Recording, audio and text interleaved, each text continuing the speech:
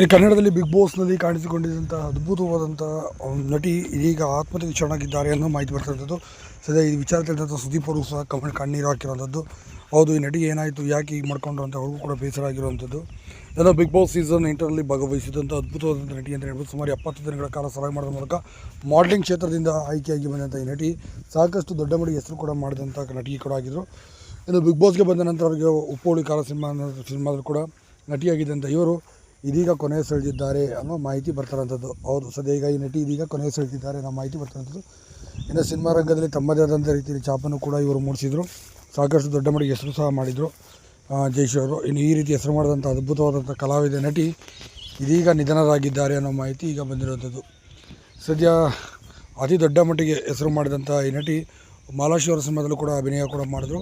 ಸುಮಾರು 6 ಅದಕ್ಕೆ ಸಿನಿಮಾದಲ್ಲಿ ಮಾಡಿದಂಥ ಇವರು ಕುಟುಂಬದ ಸಮಸ್ಯೆಯಿಂದ ಮತ್ತು ಸಂಧ್ಯಾ ಕಿರಣ ಎಂಬ ವೃದ್ಧಾಶ್ರಮದಲ್ಲಿ ಕೂಡ ಇತ್ತೀಚೆಗೆ ಅವರು ಸೇರಿಕೊಂಡಿದ್ದರು. ಅದೇ ವೃದ್ಧಾಶ್ರಮದಲ್ಲಿ ನೇಣು ಬಿಗಿದಂಥ ಸ್ಥಿತಿಯಲ್ಲಿ ಈ ನಟಿ ಪತ್ತೆಯಾಗಿರುವಂಥದ್ದು. ಸದ್ಯ ಅವರ ಆತ್ಮಕ್ಕೆ ಶಾಂತಿ ಸಿಗಲಿ.